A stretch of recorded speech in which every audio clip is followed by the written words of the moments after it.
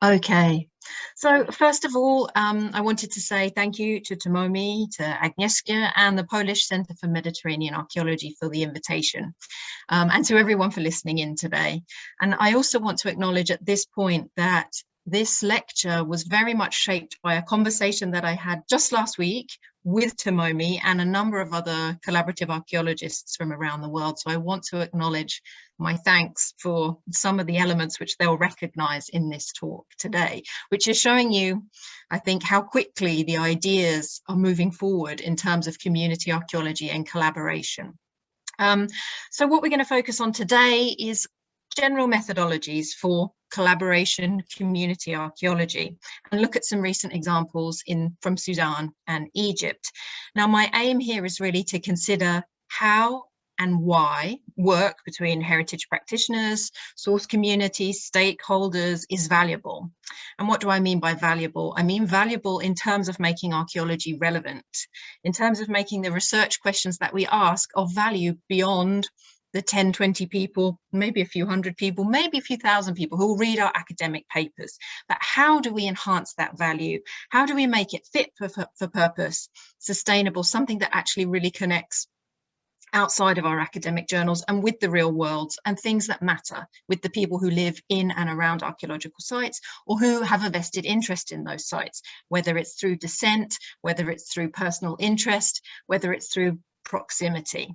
So this is a kind of a huge task what I want to do today. So it really will be a kind of whistle-stop tour, and we can have some discussion at the end, and I'll be very happy to take questions by email later if people want to know more.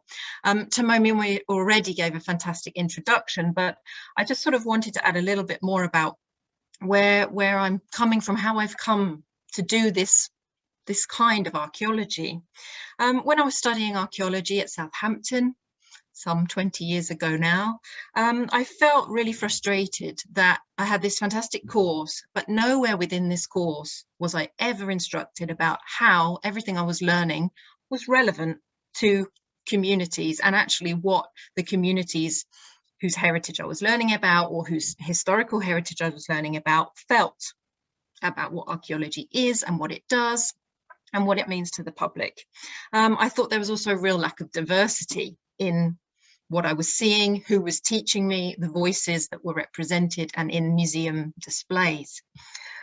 So this is why I kind of became interested in collaborative approaches, thinking about how we can engage with other narratives, with non-traditional narratives. And at the time, 20 years ago, that was really still beginning to be certainly in the early stages, particularly in countries like Egypt and Sudan, even though, as we'll see, it had been developing elsewhere for 20, 30 decades before, but that didn't mean that it had been accepted as a standard part of archaeological practice. So I think this is important because collaboration allows us to think about the contemporary relevance of what we do, the social value of what we do, and also how we can challenge and break down stereotypes and misperceptions. Misperceptions about archaeology as a discipline and what it does, but also misperceptions about other people, other places, other times, and their relevance to today. So these are things that I think archaeology absolutely has to do if it wants to sustain a place of relevance in the 21st century. So that's what this lecture is going to be about, exploring some of these elements. So the points for discussion. We will talk about terminology. I mean, Tomomi already said that within the institute where she is, you talk about collaborative archaeology. That's also one of my preferred terms. I've kind of used community for this talk, but for me, collaborative archaeology is perhaps the best term, but we're going to look at that a little bit. Then we'll look at methodology, history, particularly focusing on Egypt and Sudan, some recent case studies, some reflections, and then a critique about the future. And I just want to flag up at this point an absolutely essential element. And that is that there is no one right way, no single way to do collaborative archaeology. Collaborations can work on all kinds of scales.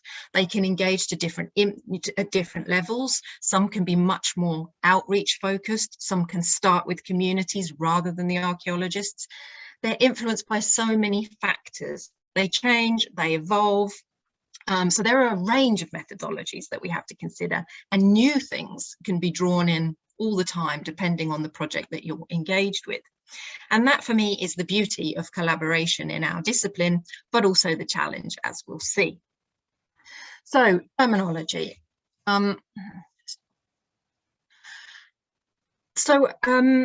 Let's start with that. I mean, what we're talking about today really depends a lot on the context. As I've said, the context and the weighting, outreach, engagement, cooperation, co-production, all of these things come together.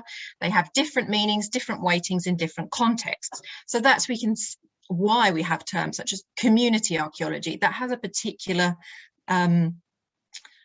the word itself has a particular weighting, a particular emphasis, different to saying indigenous, public, or participatory. So all of these things affect what we're doing and how we think about it. Now, historically, sort of the earlier terms that we used were generally community archaeology and indigenous archaeology, because these were the terms that dominated in the early decades of work, led particularly in Australia and the United States, largely with descendant communities, either from indigenous groups whose territory had been repossessed, whose histories were being told generally by white men, or descendants of slavery, things like that. So you can understand why community and indigenous were sort of the early terms that tended to dominate. As the approach has become more global, as we've moved away from having to think about descent as, you know, that you need some kind of genetic link to be able to have a perception and to have an opinion. Of course, that's not the case. So therefore, we've changed the terms. So collaboration and public allow us to think about, you know, participatory approaches and community archaeology involving people in terms of just a sense of proximity. You live near something, or as a sense of interest, you have an affiliation and affinity with something, not necessarily for any particular reason. So all of these things influence the terms we use. And for example, in the UK, we tend to use the term public archaeology, whereas in Italy, the focus is more on participatory archaeology. So different terms, different weightings that all balance up a loose set of elements. And I say loose because, as I've already said, there's so much fluidity and flexibility and compromise needed in any form of cultural exchange. And that's what collaborative archaeology is. So we can address through these different methods, through these different terms, which we might adjust depending on the project we're working on, the multitude of ways that archaeology and the public or communities that we meet, that's what this is about. So it involves, of course, aiming to work with communities and stakeholders, ideally at every stage of a research and development process of a project, or being invited in if that project has been initiated by communities of interest place. And mutual benefit is absolutely key, and we'll look at that more and what that means. The process should involve facilitating effective involvement in the investigation and presentation of the past. And I say and the present because we cannot discuss the past without it having inferences, meaning on our lives today. And therefore, of course, what we're doing is for the present, whether we're sharing information, challenging historic narratives where voices weren't previously represented, all of these issues. So the idea, the key is that through this process, we should aim to integrate different perspectives. And what will that do? That will improve the way we do our archaeological interpretation. It will improve the way archaeology is communicated. It will challenge stereotypes and misperceptions. And those misperceptions aren't only about the places, times, and people that archaeology is investigating, but also about archaeology itself and who archaeologists are and what they're about. Do they just have their head down a hole? Are they looking for treasure? All of these misperceptions that need to be challenged. So why is this important? It's important because it creates a democratic range of methods which encompass the spectrum of contact between archaeology and the wider world. And this is what we need to address, and this is what collaboration is all about. If we don't realise and situate archaeology within the way that it's understood outside the discipline, I think we're on very dodgy ground in the 21st century. So, breaking down this terminology a little bit more, I just wanted to use this graphic. Now, this is public archaeology, so this is coming from a UK perspective, but it's quite useful because it's kind of showing all the different levels and the fluidity through which any kind of collaboration works. And I also want to point out here that it's important that we shouldn't think about public archaeology, collaborative projects, participation as a sub-discipline of archaeology. That is not the way to think about it.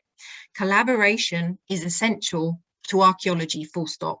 It needs to be part of every methodology, every project. And ideologically, I think it's really important that we don't put community collaboration archaeology, these kinds of archaeology in a separate box.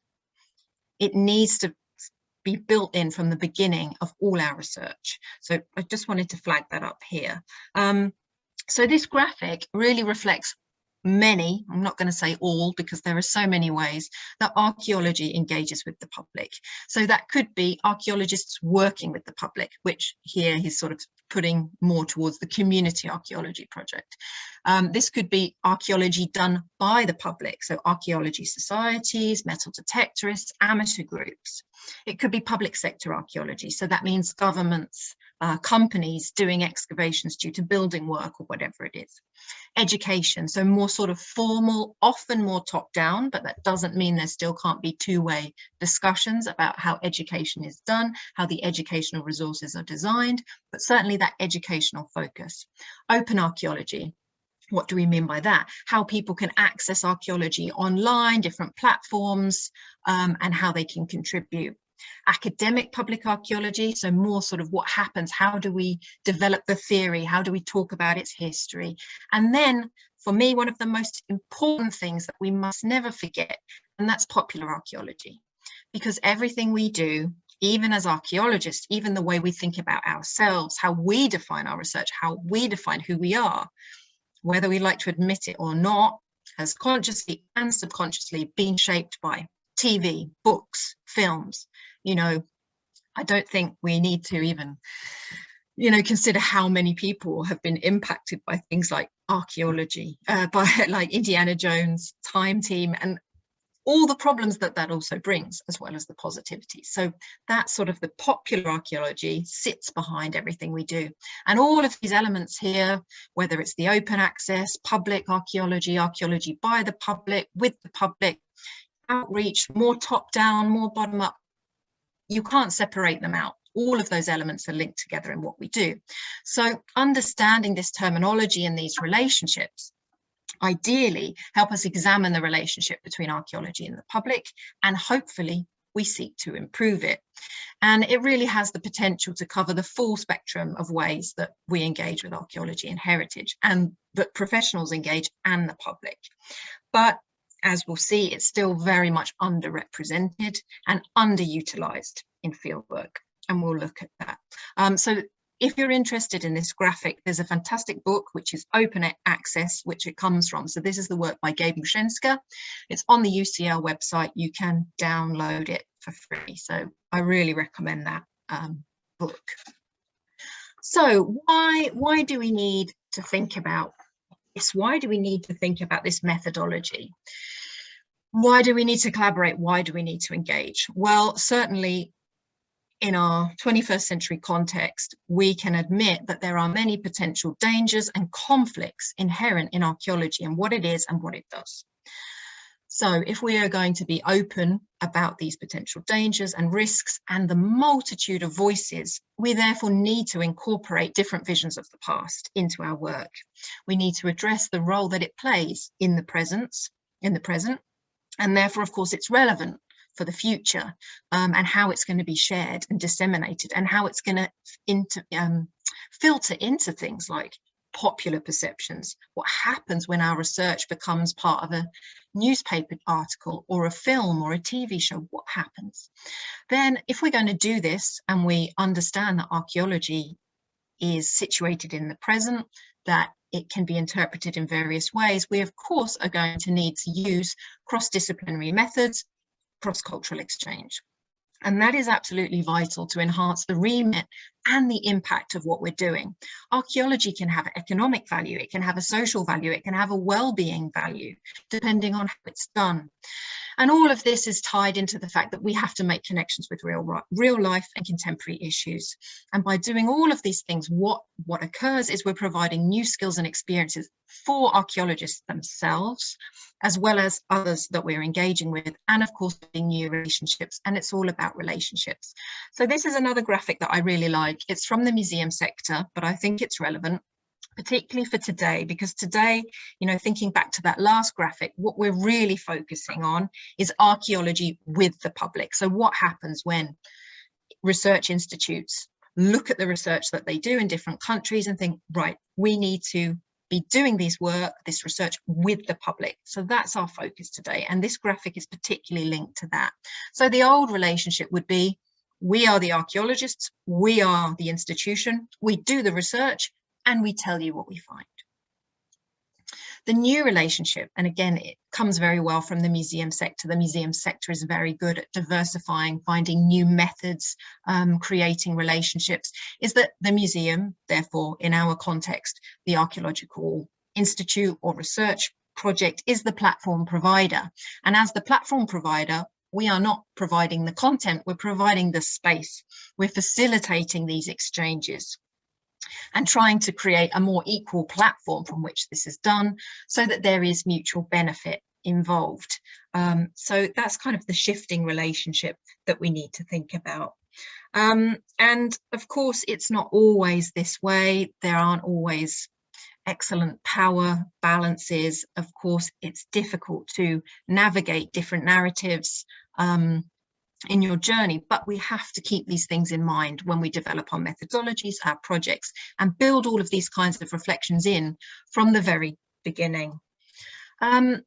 So just to sort of put this in a historic context, first of all, I just want to raise these two key points, you know, thinking about where has this approach come from? Where is this idea that we need this cultural collaboration and cultural partnership? Well, first of all, we need to acknowledge two things. One, that heritage archaeology is generally perceived to play a positive role in society. Okay. The same elements, therefore, are linked to identity, placemaking, and belonging. This is where we can see how archaeology, heritage, history can become controversial, can be a source of conflict, because as soon as concepts of ownership, concepts of who gets to interpret this history or another culture, material culture, whatever it is, this can be problematic. So I like this quote by Silverman and Ruggles. Heritage is by no means a neutral category of self-definition, nor an inherently positive thing. This is why we need to collaborate. It's a concept that can promote self-knowledge, facilitate communication and learning, and guide the stewardship of the present culture and its historic past. But it can also be a tool for oppression. And we see that. We see that through, you know, destruction of heritage during wars. We see it through things like historically, thinking about the use of archaeology in the Nazi period. All of these things. So archaeology can be manipulated. It's malleable. It's not an objective science. And this is something, you know, that a growing recognition has been taking place really since at least World War II onwards.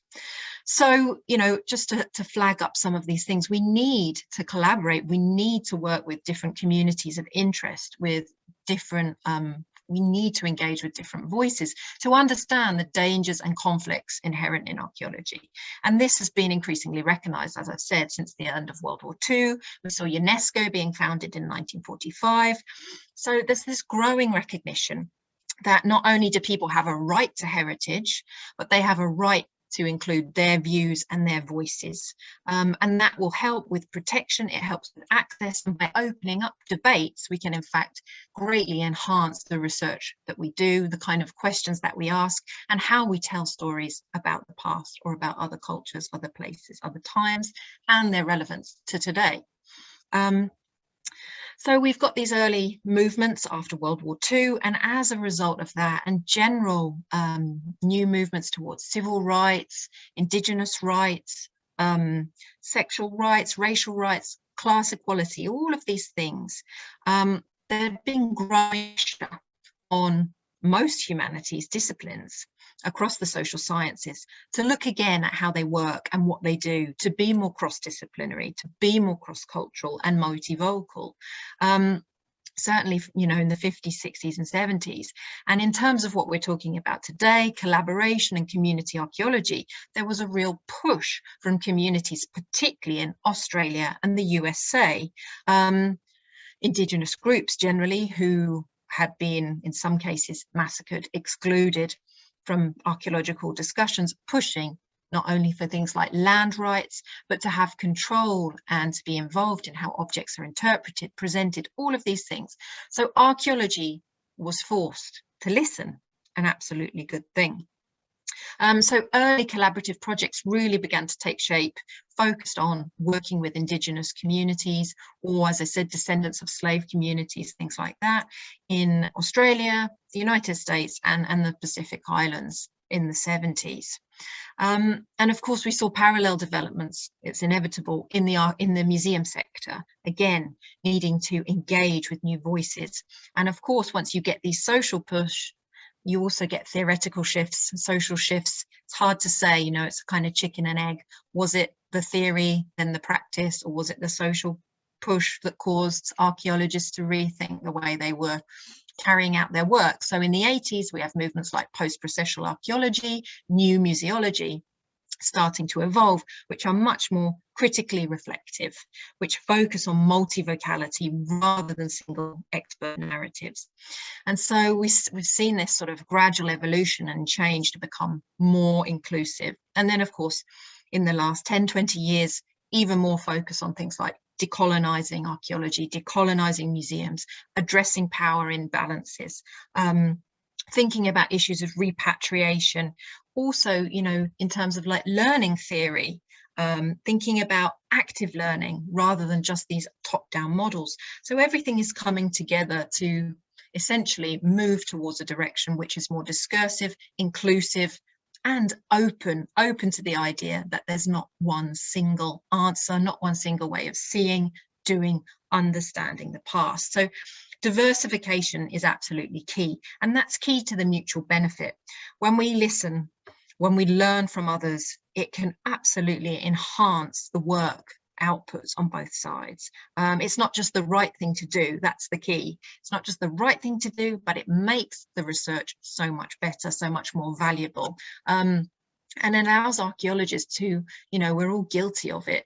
We can get into real tunnel vision, almost forgetting that there's a contemporary world out there, that there's anything else to think about other than our ceramic collection or whatever it is we're looking at. So really important.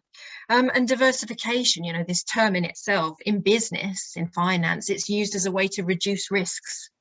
And I see that is exactly the same thing in archaeology. You know, we need to broaden engagement rather than simply focus on historically dominant, elite, often white male narratives. And to do that, if we do that, we are reducing the risk of archaeology becoming irrelevant, and adapting our research questions and our aims accordingly. So here we go, the Swiss Army knife. This is what we need in archaeology. We need an inclusive approach that considers everything, and that means drawing on methodologies from beyond the discipline. And the methods that we employ will change depending on community needs, will change depending on histories of place, will change over time as well. But there are, of course, many shared principles and best practice standards that we can draw on from multiple disciplines. So we can look at sort of the history and the methodology that's come out of public archaeology, community archaeology, participative archaeology, you know, looking at the early studies, what they did, with who, how, what their successes and challenges were. We can look at cultural resource management, so site management, heritage management, these issues. How do they address communities who live in, on and around sites, people who have an interest as tourists, all of these elements. Museology and museum studies, absolutely critical. So much flow and exchange, as you would imagine, between the museum sector and archaeology.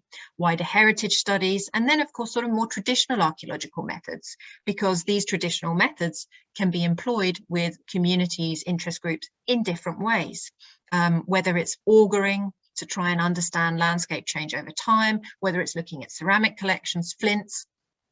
By doing traditional archaeological work with those who are coming from outside the discipline, it can completely change how you think about the task you're doing and the research that you're doing and the kind of questions you want to ask, whether it's a landscape by looking at soil cores or whether it's the ceramic collection. So if we're working with people, then of course anthropological and ethnographical methods are essential, and archaeologists don't have enough experience in this generally. It's something that should definitely be built into more archaeology degrees and courses, because we need to know how to talk to people.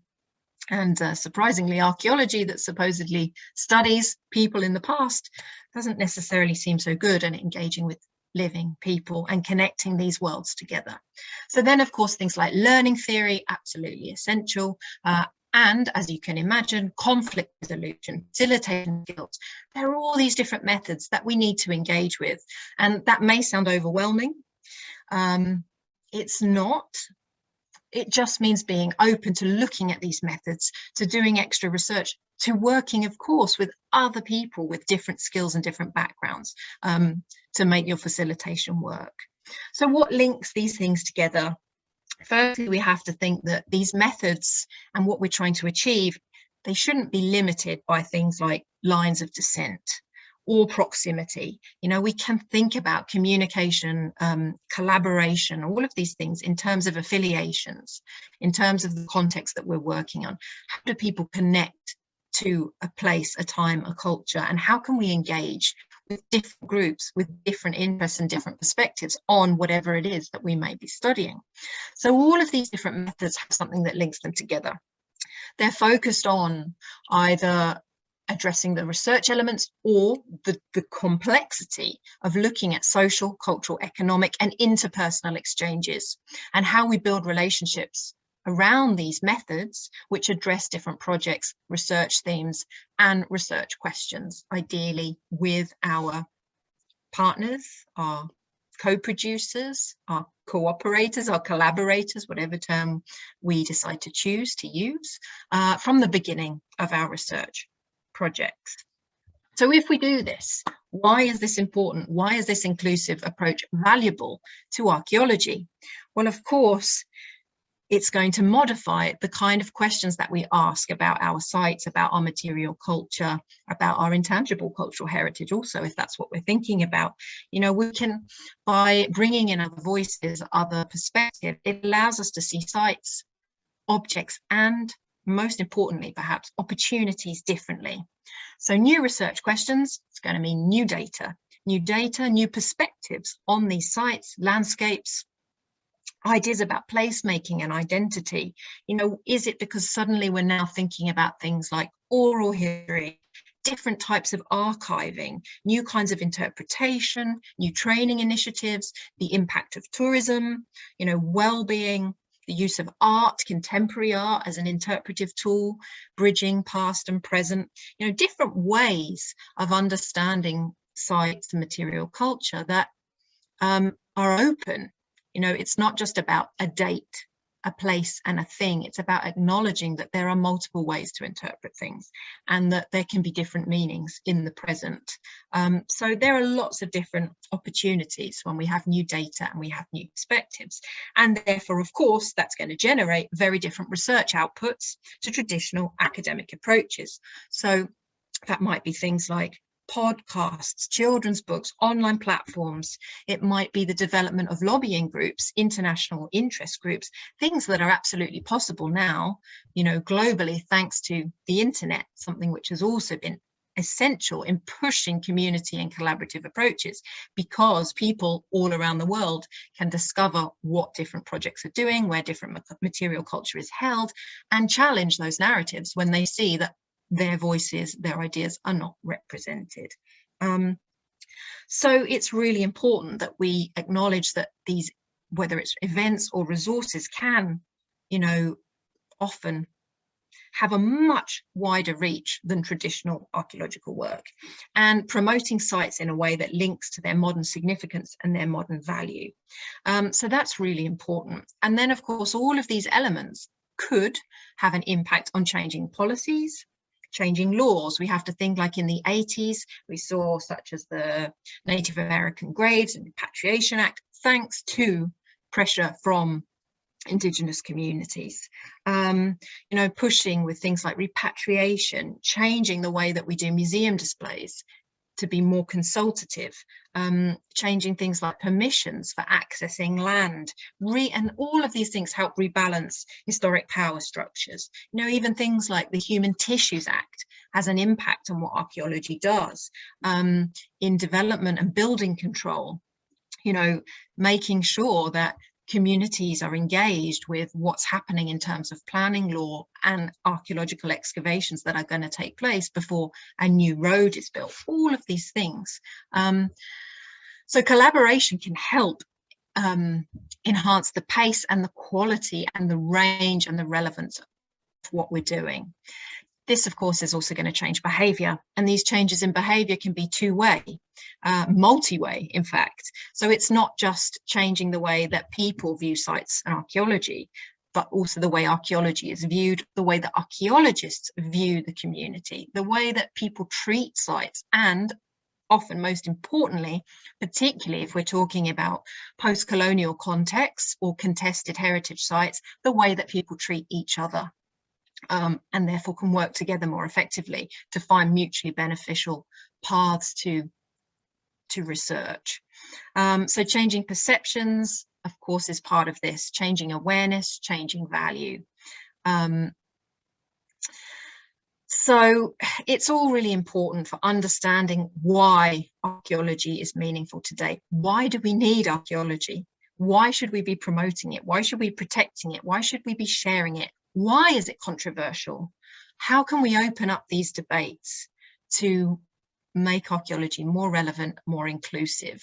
And therefore, as part of doing this, it's inevitable or hopeful that new stakeholder networks will form, new action groups might be created, for example, sort of citizen action or international forums, campaigns. Think about recently to do with things like the Parthenon marbles at the British Museum.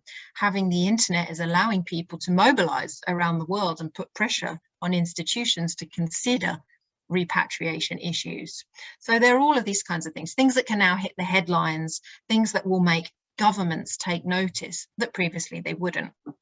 Now, I've also put nothing on my list of potential outputs because, okay, this is rare, but we have to acknowledge that in some contexts, and it may be because the archaeologists or the facilitators involved don't necessarily have the right skills, or a situation is very controversial, very difficult, politically difficult, that it's not always possible to take things forward, and we have to be willing to acknowledge that, and where we might not be needed, and where perhaps an archaeological project might need to consider that this isn't the right time and place. So we have to think about those things too. Now, within this, absolutely core elements and our main challenges going forward are things like, how do we sustain these collaborations when we develop them? How do we evaluate them? And how do we enhance the recognition of the value of what we're doing? And that recognition is also in terms of what's needed within the discipline of archaeology to make other archaeologists see why this is important and why it needs to be built into the foundations of all research projects. So these are ongoing challenges, and they're ongoing challenges in part because many misperceptions. There are many misperceptions from inside the discipline and also outside. So what are some of these misperceptions that we need to deal with? But before we look at these, I just want to say that a lot of these misperceptions have changed and are changing. So there is, of course, a great deal of hope when we start talking, when we start thinking outside the discipline and engaging, when the benefits of doing collaborative archaeology become apparent, then of course things will change, but it does take time. So some of these misperceptions: archaeology isn't about the present, so therefore it doesn't need to engage with the public. No special skills are needed to do collaboration. It's just talking to people.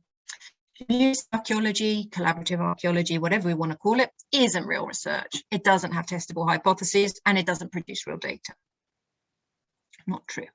Working with community stakeholders is just a nice add-on, isn't it? I mean, it's good for our impact, but it's not actually integral to archaeological research. Collaboration co-production is only a method for working in challenging, contested colonial archaeological contexts. That's something that we hear a lot, as in, well, you don't really need to do this if you haven't got an obvious issue, whether it's, a colonial power imbalance. You know, every archaeology project needs to engage those interested, living in, around, and connected to sites, because of course there's still a power imbalance if local people or interest groups are excluded. Then there's often this is what we hear: when you share information and ideas, it leads to looting and damage. Well, actually the evidence suggests quite the contrary. When you engage, when you explain what you're doing, when you stop building fences around your archaeological sites, this actually changes very much the relationship with archaeology and can enhance it. So these are just some of the misperceptions that we are dealing with. And the reality, and I haven't written this as a criticism, I don't want this to seem aggressive, because that's not how I intend it. But the reality is that many archaeologists don't know what collaboration is, what collaborative archaeology is, and what it aims to do, and of course don't have the skills. And why is that? Because it's not in our archaeological training. And therefore, if you don't know, if you are afraid, you don't feel you're qualified, of course you don't want to engage with it. And there are naturally also fears about losing the authority of knowledge, people feeling their jobs will be under threat, all of these things. But actually greater public support for archaeology, greater public integration is going to encourage more support for the discipline. So that's what we want. Equally, of course, we have issues of public perceptions. They are clouded, as are our own perceptions, by popular ideas about what archaeology is, also by a historic lack of opportunities to engage. And really importantly now, one of the major criticisms is a lack of visibility of diverse voices in the way that the past is interpreted and represented. If you don't see yourself in the discussions on TV, on the ways that museums display or tell stories, then why would you want to engage? Why would you think archaeology is for you? You would think that archaeology is an elite, exclusive discipline where your views aren't welcome. So, this is why collaboration is important. This is why we also need greater training within the sector for archaeologists. And slowly, perceptions will shift, misperceptions will change. So thinking about this training, this reciprocity, this is what we need. Archaeologists need to be trained in community archaeology. They need to be trained in ethnographic research methods and other methods for working with the public, whether that's thinking about archaeologists as facilitators or things like conflict resolution. And within that, we also have to think about the ethics. Community archaeology, collaboration, discussions with other stakeholders shouldn't be seen as a form of data mining. This is something that's already been addressed within cultural anthropology, and it's equally the same for collaborative archaeology projects. Poor project planning often results in, we think that we're being inclusive, we think that we are engaging with all these other voices, but where does the benefit go? The benefit goes to the archaeologist. Look at these outputs that I've created, look at these papers that I've written, essentially taking all of that data, information, those new ways of understanding our research for our benefit, rather than considering the mutual benefits. So this, of course, is going to affect the sustainability of collaborative projects if it still feels like we believe we're being collaborative, we believe we're being inclusive and participative, but actually what we're doing is taking all the positives just to deal with the archaeological agendas and our academic aspirations. So that's something very important to consider. But I just wanted to flag how these things can change, and they are changing, certainly in terms of the way that collaborative archaeology is working and how it is addressing concerns from particularly within the discipline. So if we think about the early phases of archaeology, when archaeology was first being professionalized, we're talking 100 years ago, maybe more, who were the first archaeologists? Well, they were amateurs, they were enthusiasts, they were members of the public. But when the discipline became professionalized, suddenly we kind of didn't want to talk to people who weren't considered to be the experts anymore. So of course, this over time has led to pressure for those other voices to be included, whether it's the social movements, indigenous, descendant groups, and that has led changes in legislation. So sort of in a way, archaeology was forced to start engaging again. And then of course, the realization that there is a mutual benefit in doing this. So, the first issue was that we didn't want to talk to people. Laws were needed to be laws had to be made to encourage archaeologists to work differently, to consider things like ethics, inclusion. And then, of course, there's criticism from in the discipline because people don't have the skills to do this, saying, well, collaborative approaches to archaeology don't have a real methodology. They're not proper archaeology. So scholars from around the world engaging in collaborative projects worked with community groups to say, okay, here are some of the methods which we've discussed already. So this we're kind of looking at 20 to 30 years ago. Within the discipline of archaeology itself, other archaeologists who perhaps weren't so keen on collaborative methods were saying, we can't do this because you don't have a method. It's not a proper approach. So methods are developed. Then 10, 20 years ago, it's like, okay, we have these methodologies, but collaborative approaches to archaeology have no data. Of course, they have data, but those engaged in collaborative projects then had to think more deeply about how they were gathering qualitative and quantitative data. And many of these methods developed, as we've said, from approaches of museums towards social, educational, and economic value. And of course, we can measure who, how, and what are the impacts of our project, both qualitatively and quantitatively. Things like, what's the reach of our resources? Do projects have economic outputs? What does it do to tourism? Are new educational initiatives created? Do laws change? Do behaviours change? Does site protection change? Does educational attainment change? All of these things can be measured, and they can be measured alongside academic metrics, whether it's, views of papers, all of these ratings, academic ratings for academic scholarship, all of these kinds of things. So, okay, now we prove we have data. 5 to 10 years ago, okay, you have methods, you have data, but you're not evaluating what you do very well. So next step, archaeologists working in collaborative projects focus on creating often sort of tabulated approaches to how we document the outcomes of community initiatives and collaboration, and ways to share them. And that is still a struggle, but we're certainly getting there. And the issue we have now, perhaps more, is still this perception that collaboration, community archaeology isn't research in its own right. And that is a major issue, particularly for things to do with like funding. So like leading to a two-tier approach where you get funding for engagement projects and then you get funding for archaeological research. And of course, this balance is completely wrong. We can't have one without the other if we want to make archaeology more personal, more cross-disciplinary and more relevant. So, this funding divide, which we're battling with now, builds on this history of, okay, developing methodology, proving we have data, proving we have hypotheses, proving that our collaborative approaches can be evaluated. So it builds on all of these things. But of course, this idea that there's a divide between projects that engage with communities, stakeholders, and those that do traditional archaeological research, essentially don't talk to anyone. It doesn't make any sense, because all projects absolutely need to build from these co-development of research questions, because it's going to enhance the quality of the research. It's going to provide mutual benefit, and crucially, as I keep saying, demonstrates the value and relevance of archaeology to society, which we seriously need to address. Just to take the UK, for example, I would say that COVID has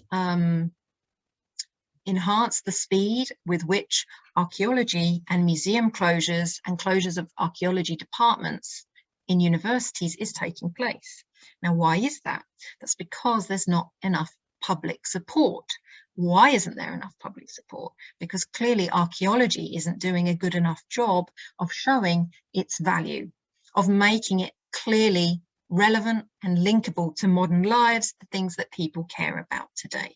And that isn't to say that people don't care about archaeology, they absolutely do. And we see this in things like in the UK, for example, there was practically a new civil war between Leicester and York over the discovery of the body of Richard III and where the archaeological remains were going to be housed. You know, people care. And to think of a contemporary example that's happening right now, in Egypt, for example, we've just had the Safeguard Cairo's Historic Cemeteries group coming together to try and challenge government proposals for building roads through historic Cairo. So the public are on side, the public do care, the public want to be engaged, but archaeology, because there's still this divide between those that engage and this idea of other archaeological research, it's really failing in an extent to prove its value and relevance. And we should be worried about that. We should be very worried about that. And we should be making sure that we are being participative and collaborative to show why archaeology matters. Because it does. It's just we're not asking the right questions. We're not talking with enough different groups and communities to understand why. We don't understand why archaeology matters to everyone. We have our own particular views that are shaped by our backgrounds, our interests. So this diversification, as I said earlier, is absolutely important. You know, and once we have the skills that we need, then the discipline shouldn't be afraid to develop more of these approaches. So building on sort of methodologies and the background that we've already discussed, there are other things that we need to think about, things that enhance how we work with other groups outside of the discipline, and also how we work just in terms of best practice within the discipline. So we need to think about, when developing any kind of collaborative initiative, what are the laws? And those laws could be national, local, regional. They could be cultural laws, you know, community-based traditions, unspoken laws. Again, why this training in ethnography and understanding anthropological techniques is also important. Ethics, we have to think about the ethics of what we're doing, whether those ethics are due to ways that people work in different countries, organizational standards, standards of partner organizations, communities. So we need to consider, and again, this is going to help with this data mining issue that I already raised, thinking about who benefits from this research. Who is the audience? How is the information being disseminated and shared? Is there informed consent? What are you doing in terms of your imagery? All of these things need to build into how we work, and will, of course, make the collaborative process much more effective, and certainly much more popular and inclusive. And then, of course, you know, also useful things to consider: international law and conventions, whether it's the World Heritage Convention, human rights, cultural landscape conventions. All of these things need to build into how we think about designing archaeological research, how we do archaeological projects, how we collaborate, how we work together with different community groups, and the kind of outputs that we develop, hopefully co-produced in tandem with the different communities. So just sort of thinking about the next steps from there. We've got all of these ideas about how we should work, why collaboration is important, but we still need to get better at thinking about how projects will change, how projects will develop, and how we can evaluate that over time. So it's inevitable, you know, research projects will change, whether you're just working with trained archaeologists or whether you're working from various interest groups all over the world, in one place, online, whatever your approach. So they can change and they should change. Now, to enable this and to enable us to understand how this is going to affect our research and our research outputs and the kind of questions that we want to ask about sites, places and culture, then we need to think about evaluation in terms of formative, durative, summative and long-term. So, you know, formative before we even start. Do we know who we are, what we are, who we're working with, and how are we building those relationships to figure out what it is we want to do and why. Then durative, as we're doing a project, no matter what it is, how are we continuing our discussions with our various community groups, whoever it is we're working with, to get feedback on how well this is working, again, to shift and to change those research questions if they're not doing the right thing, if we're not considering all of the different elements. And then, you know, ideally, collaborative projects should be self-sustaining to an extent, and have some kind of legacy. So how do we look at that? How do we look at the longer term impact of these projects? How do they evolve, you know, after perhaps the dedicated funding or the dedicated project team, that element is no longer present? So of course, these things can be challenging because you don't always have long-term funding to sort of do a 10-year review, a 20-year review, but we need to be building these things into our research to make it possible to try and develop longer-term evaluation. And of course, we have to acknowledge it's difficult because communities change, teams change, there are social, cultural, political, economic factors that shift, all of which will affect the research and will affect what happens to the different outputs or relationships that have been formed through collaborative approaches to archaeology. So moving on then to sort of look at some more specific examples from Egypt and Sudan. Now, just to think about the sort of history of where this is coming from. If we think about collaborative projects in Egypt and Sudan compared to some of those in other places of the world, we can see this is actually quite a recent development. And there are many reasons for that. Essentially, one, certainly being a great European interest in Egypt and Sudan and the impact of colonialism on these countries. And the impact being that historically, European nations have wanted to control Egypt's history and Sudan's history, particularly certain eras, to use it in their own tales, in their own, you know, nation-building agendas, these wonderful artifacts, particularly thinking about ancient Egypt, you know, at the time, if we want to use this terminology, the most advanced, the greatest civilization. So Europeans wanted to claim this history, wanted to kind of put it at the beginning of our narrative of how Europe came to be what it is. Now, to do that, that meant, of course, excluding local voices.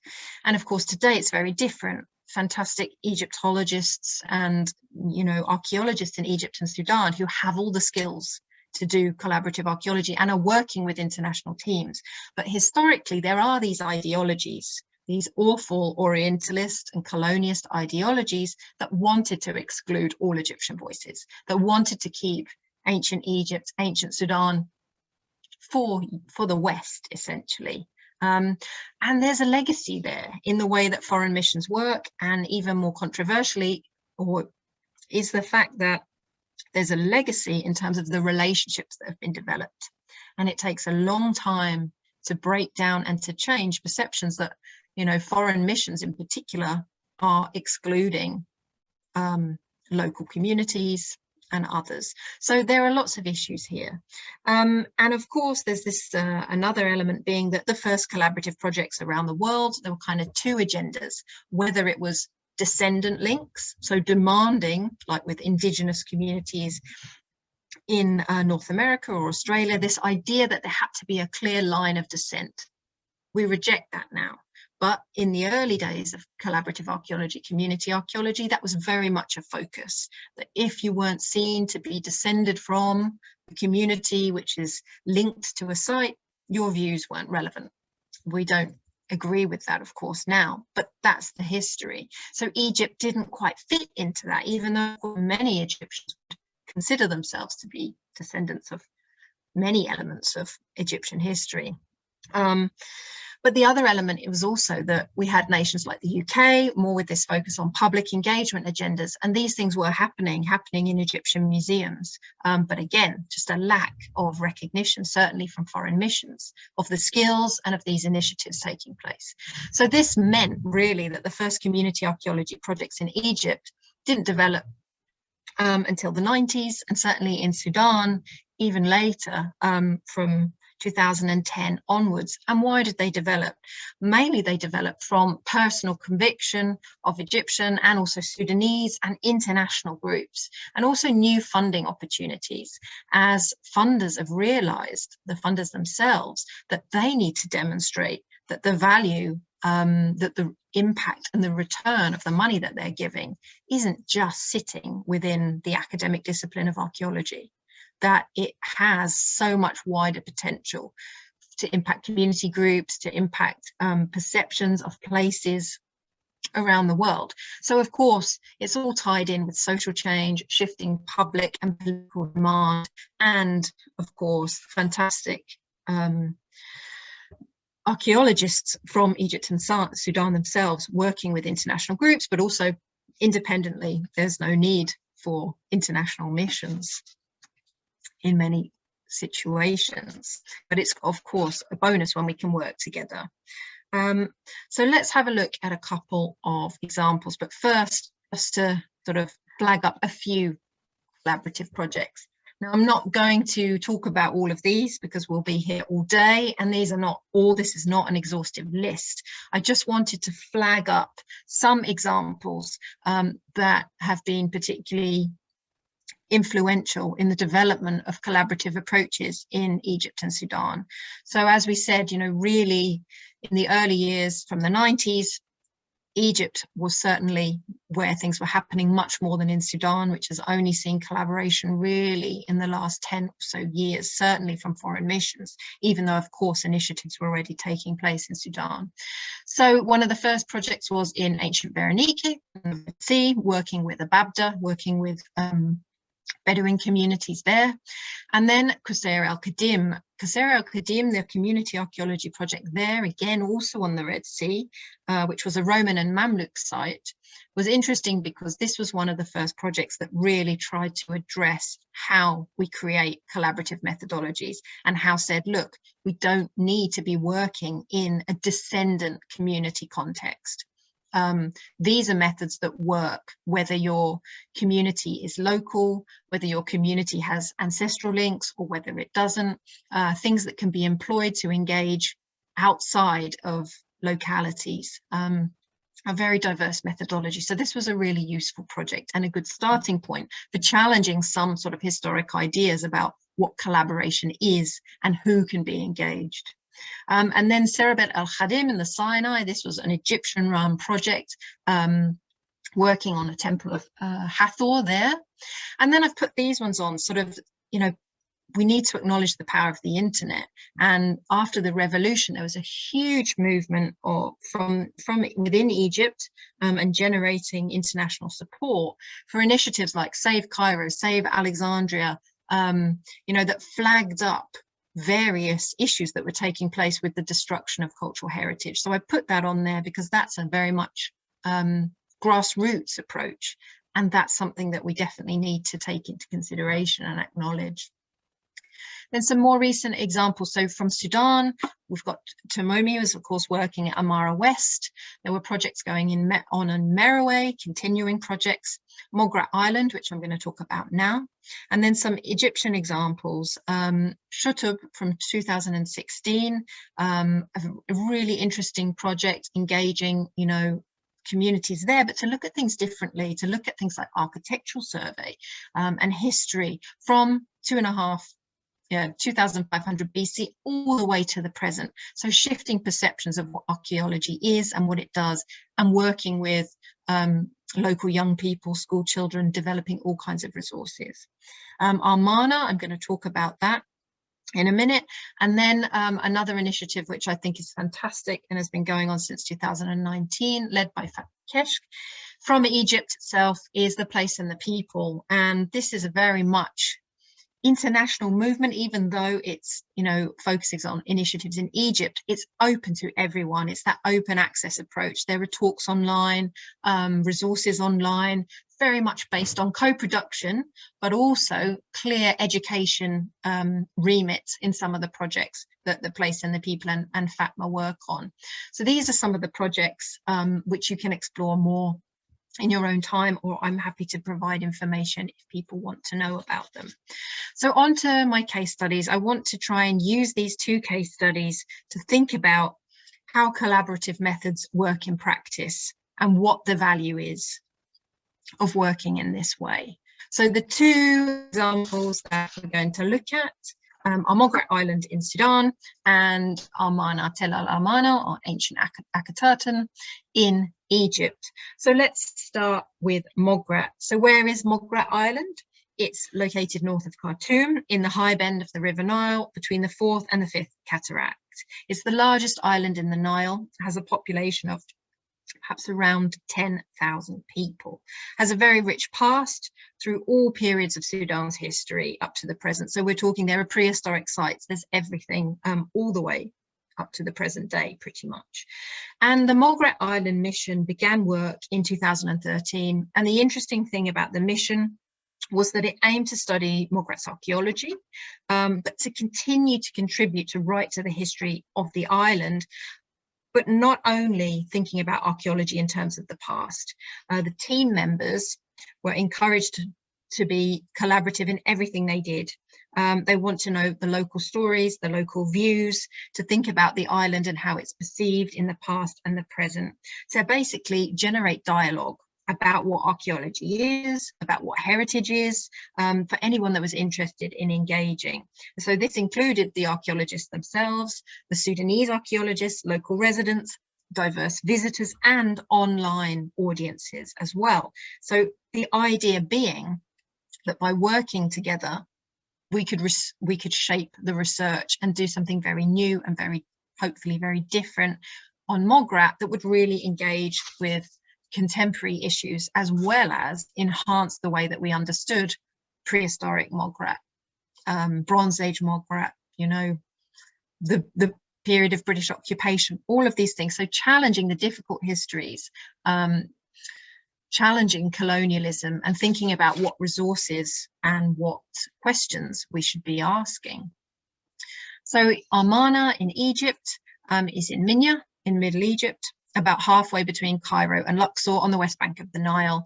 It's the best preserved city from ancient Egypt, which was ordered to be built by Akhenaten, and it's the childhood home of Tutankhamun. So more than 25,000 people live around the site of Amarna today, partially on parts of the site, partially around the fringes. There are 3 key towns: Tel Beni Amran, so-called El Til, El Hag Kandil, and El Amreya. And many of the families here have lived there for generations. And you know, what's interesting about the Amarna landscape is that the ancient landscape, the ancient city, still shapes a lot of what happens today, whether that's from the fact that you drive along part of the royal road that was once used by Akhenaten and his chariots, or looking across the ruins of the ancient site towards the cliffs, among which are scattered small modern farmsteads and things like that. So the project there,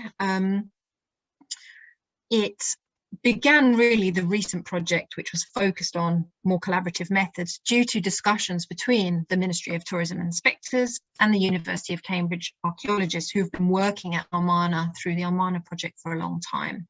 So raised the need for new site management initiatives and greater partnership working with stakeholders.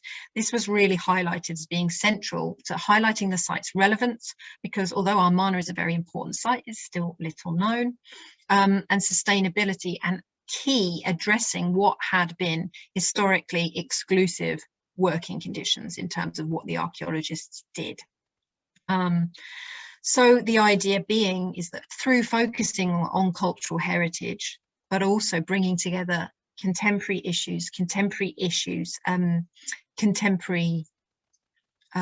problems as well, that we could raise awareness of the archaeology through thinking about relationships with the site. So bringing together communities, international and Egyptian archaeologists, museum professionals, and basically combining the joint local expertise and perceptions with those of the archaeologists. So from the inception, the current project, which was really focused on archaeological heritage was to design a project that was collaborative and co-creative. So they talk about that it had a dual mission, so widening accessibility to knowledge about the unique archaeological site, so having that kind of outreach and education element, not just within Armana, but internationally, but also engaging local stakeholders with the site. The core point being to bring sustainable benefit both to the site and to sort of the archaeological research around the site and the resident communities, but also in terms of those who may come and visit or those who have a vested interest elsewhere. So let's have a look a little bit more at how these approaches can link, you know, research with protection, with contemporary local needs, and the development of new resources, new outputs, new working methods. But these two projects are flagged up because they have many connections in terms of their methodologies. They both build on best practice in community archaeology, public archaeology, and heritage management, and they have these two threads. Both of them are focused on local audiences for sure, but acknowledge the much wider potential. So the two threads are these: the sort of community as audience, so how on Mogra or in Armana we can understand and communicate the relationship between these sites and the public, whether those public are living nearby or public elsewhere. And key, how we can move these relationships between what we would like to call sort of incidental connections, the things that happen by chance, and consider, in fact, what are the barriers to us working together? What are the barriers to communicating different visions, different perceptions, whether those are logistical or personal in terms of language, location, time. So how do we open up the dialogue, and how do we make sure that that dialogue is accessible? Then the second thread being the community as co-producers. So building research questions and new initiatives from cooperation and discussion, finding new, more democratic working methods that link archaeology and modern life, exploring how joint outputs can improve relationships, site protection, so site management, communication about, and here's the key, the multiple meanings and uses of sites across time. You know, sites don't stop being used. You know, as archaeologists, we tend to put things in boxes. We tend to sort of draw a line after a certain time period. Of course, that isn't how it works. So how can we think about this multi-temporal approach to sites and what they mean? And how can that affect how we research the history of those sites and how we communicate that, and whose voices are involved in the stories that we tell? And, you know, certainly at Mogra and Armana, both of these places, and in many contexts certainly with colonial heritage, there is this suspicion, and the suspicion comes from the archaeologists and it comes from the communities because of a historic lack of openness and discussion. And through cooperation and through co-creation, these perceptions, these relationships start to change. And that's where you see the mutual benefits coming in as we're sharing new data, new understandings, new perceptions, which are all going to have an impact on how we perceive sites, how we perceive ourselves, how we engage with them, how we talk about them, which then can, of course, have other impacts in terms of tourism, economic benefits, sense of well-being, identity, placemaking. So these approaches are very important to shifting those kinds of relationships and showing the integrated nature of outputs. So just to sort of show that, I want to try and explain or demonstrate is that our aspirations for sites and our aspirations for people, this is a two-way street. Everything within a collaborative approach should flow in multi-directions. So by working collaboratively, what would we hope for? We'd hope for improved protections of sites, improved conditions, and by improved conditions, these could be working conditions, these could be conservation conditions. More visitors, certainly at Mogra and Armana, those are things that local communities are interested in and archaeologists are interested in, not always relevant for every site, but for these two sites, certainly. Continued research and continued research that builds on relationships with communities engaged with these sites. Conservation work, of course, leading to new economic opportunities. And then, as I keep talking about, placing sites in a continuum of history, highlighting their relevance to the present. And then this builds in with the aspirations for people. All of these things that we aspire to for the sites only come about due to people, and all the things, you know, that people aspire to and want will impact the site. So it's a circle, it's a cycle. We cannot separate the two. So by working through collaborative methodologies, whether we are doing, you know, more engagement related approaches to disseminating information, or whether it's absolutely co-curative, this is going to create new relationships and new connections, increasing engagement and awareness of sites, but also of other people. And that's the key. Who is working here? Who are the archaeologists? What do they want? Who are the Egyptian archaeologists? Who are the representatives of the ministries, whether it's Sudan or Egypt? You know, what's the sort of personal background? Who are the international archaeologists? Why are they here? Who are the communities? What are the different research interests? Also conflicts, debates going on in these communities about history, identity, heritage. And all of these things will lead to new research questions and new opportunities, new events and activities, new resources, and knowledge sharing, which ideally, if we are working in a more collaborative, co-curative way, should be more equitable and should be able to challenge these historic misperceptions and stereotypes. And those misperceptions and stereotypes, by that I mean about the archaeologists, about the archaeology, about communities, and about what communities care about, are engaged with, and how we can find the ground where these different narratives can overlap and exist side by side. There is no one narrative about a place or a past, and we need to acknowledge that. And actually it makes archaeological discourse so much more interesting, so much more human, and so much more realistic, rather than our kind of singular visions of the past. So just to look at these two case studies in a bit more detail. Now, this comes from the Mogra Island website, which you can look at, and it says our projects, and I worked on this project. So it's got community archaeology as a separate element, but actually it's the community archaeology that linked everything else together. And that's what I think we need to acknowledge, and that's what I think we need to see. That's where the research questions came from. That's what made, you know, the work we did at fortresses, on Bronze Age burial sites, the prehistory, that's what made it relevant. And it connected all through the communities by discussing the present and recent past of Mograt and how all these other elements linked in. So how did the methodology for community archaeology and collaboration work in Mograt? Well, it was really, what was also key about this project was that it was a small team, and is still a small team, the work's ongoing, and that all members of the team had a commitment to engagement. It wasn't that there was a sole person who was doing the community archaeology work, who was trying to set up relationships. Everyone was involved, with everyone knowing that the research questions were going to be led by the outcomes of discussions with various community members.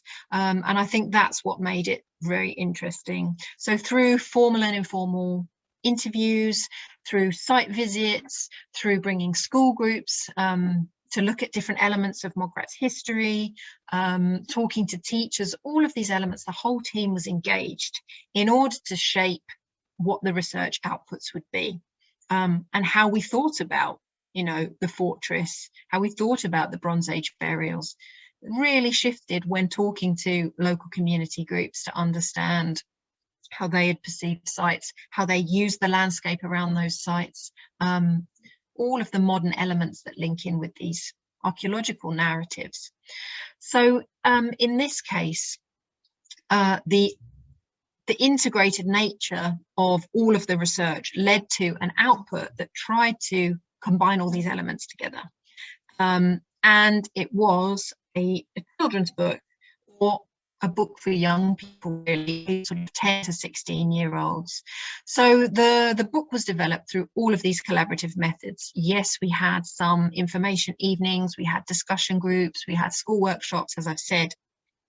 The idea being to tell the story of Mograt, but not to tell the story that the archaeologists want to tell the story of the history of Mograt based on perceptions from the local community, tied in with the archaeological research. So to shape the information that we gave, the questions that we answered. So all of the research questions on the basis of this book, Discovering Mograt Island Together, came from community. And to show that the research outputs were personal, were human, the first person stories, first person narratives, quotes from school children, pictures of the modern communities were placed by the request of the communities we were working with alongside the archaeological information, answering the various questions and sharing also Mograt's contemporary history as told to us by local people. So it really aimed to integrate all of these different elements and to show that there's no right or wrong way of thinking about the past, and to try and humanize it. You know, it's not a book just full of pots or skeletons, it's full of living people. And I think archaeology suffers from depopulation. We think about material culture, people almost become invisible. So by adding, you know, living people from the present and their questions, their first person quotes, narratives alongside the archaeological stories, I actually feel it brings the past back to life and can make us think about heritage and archaeology very differently. So this book was developed over a number of years with the community, with the school kids, lots of testing of the drafts, rewriting, adding of new photos, changing the research questions, changing the focus of the text. And, you know, aimed at 10 to 16-year-olds and disseminated to the community, but freely available online because there's a great interest in Mograt and the history of Mograt Island in the international community and, you know, Sudanese people in the diaspora. And this was the first book of its kind in Sudan, and one of the most powerful elements of it, that it included a map of Mograt. If you look at an atlas, Mograt is a tiny dot, and for the people living on Mograt, this was extremely important to have. So it's in English on one side, Arabic on the other. Everything to do with the book was dual language. It showed, you know, the value of Mograt. It was useful, of course, as a learning resource too, but just in terms of people feeling like the island, their history, their stories, their modern lives was no longer invisible. So it had a really interesting impact in that sense, and really built very strong relationships between the archaeological team and the community. So on to Armana. Now, this is a bit of a horrible graphic, but again, I wanted to try and communicate the point that none of the outputs of collaboration exist in isolation. So at Armana, for example, it was very much a holistic approach. Since 2016, there's been a visitor centre at Armana. The visitor centre is run by Ministry of Antiquities and Tourism staff, fantastic team. And so that resource, which isn't in the middle of the archaeological site, in the middle of nowhere, it's in the town, it's next to the river, it's in the community, provided the kind of hub for everything that the current research project based on looking at modern perceptions of Armana's heritage, managing the site of Armana, everything was centered on the visitor center as a hub.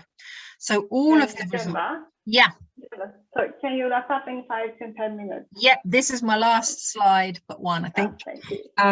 So the key being that all the resources focused on being developed in the Armana Visitor Centre as a hub, and that everything that came out of the project, so from talking to, of course, local communities, working with local school groups, working with site guides, our local workmen, of course, every resource fed into the other and shifted the way that it was done. So the site signage wouldn't have been the way that it was if it wasn't for the fact that we had worked with communities to develop school books, learning resources about Armana that compared ancient and modern life in Armana. So again, that idea about bringing the living heritage alongside the past to make comparisons, to show similarities and differences. The guidebook, which is, again, everything is in English and Arabic. There's a website, there's a film. Everything involved all the narratives that came out of every element of the project, a site management plan, workshops with school children to test out educational activities that had been proposed by the kids themselves, so making mud bricks, and all the resources, certainly in terms of the children's book that came out, were led by the children and, as I've said, were interdisciplinary and addressed not just history. So it's just a quick page from the children's book. So the page break is down the middle. So the idea is to look at the landscape of Amarna from the time of Akhenaten and today. So to make these comparisons and to make these links, because we can't separate history. These different narratives flow together. But also the resources themselves included mathematics, they included art, they included design. So everything aimed not to put the story of Amarna in a box, not historically and not in terms of its potential as a resource for learning, education, that kind of thing. So just final slides then, reflections on the challenges and impacts of collaboration. So I like this quote, and I think this is important about why we need to collaborate. People engage with archaeology when it becomes relevant, meaningful and personal to their changing interests and daily lives. It's absolutely key, and I think anyone who engages in collaborative archaeology, community archaeology, that is the thing that they realise from listening to the communities they're working with, whether it's online discussions or whether it's in person. So collaborative methods are integral to all archaeological research. We need to realise that. Archaeologists need to acknowledge the modern relevance and social responsibility of their work. And of course, to do this, collaborative approaches need to be better explained and better integrated into archaeological training. And to address problems, particularly in funding, we shouldn't be separating engagement from other archaeological research. We need to be cross-disciplinary and flexible. And we need to acknowledge that projects are hard to sustain. So thinking about how we evaluate, how we deal with funding limitations, what do we do in terms of sustainability, legacy, are really important when developing our projects. And if we're working with communities from the beginning, I think we can build these things in much better. In terms of the specifics of Egypt and Sudan, these approaches are still very young. And I say that because, of course, we only really got 10, 20 years of projects. But it's absolutely clear that, you know, we have a really nice combination of international cooperation and fantastic Egyptian and Sudanese archaeologists and heritage professionals who are facilitating and leading on these projects. That being said, there are still many misperceptions, stereotypes and biases that need to be challenged about archaeology and what it is and how archaeologists work, and to get equity to work in a more balanced and mutually beneficial way. Very final thing then, thinking about the future. Going forward, what does collaboration need to do? It needs to start from discussions with diverse audiences when we develop our research questions. And these research questions and our outputs need to address real needs. We need to reflect present and modern interests and modern life, seek out common themes between past and present as well as differences, and seek out common themes between archaeologists and communities as well as difference, and highlight the value of heritage. The value of heritage absolutely links in with what it means to us today and how it's used. And to do this, of course, we should be co-producing outputs around who, what, where, and how, whatever the outputs are, will be used, and the practical needs of the different audiences, whether they're local, international, whether this is in a post-colonial context, whether it's, you know, in the UK. All these things are still relevant. We need to promote, we need to be much better at marketing and promoting awareness of collaborative working and why it's important. Build in longer term evaluation, share our results, including the challenges we face much more widely, consider why there are barriers to access, whether it's training of archaeologists or whether it's language, open access, online access, acknowledging past mistakes and conflicts of interest. What are the debates? We need to engage with these debates and problems. That's often where the most interesting research questions will come from. And key, we need to accept that the communities and the archaeologists are diverse and changing, that every method, resource, output, system, whatever it is, and this is probably why collaboration is feared by some, it will change. It needs to be reviewed. It needs to be reviewed in partnership with archaeology as a discipline and changing methodologies within archaeology and with future generations of archaeologists and communities. And I will leave you with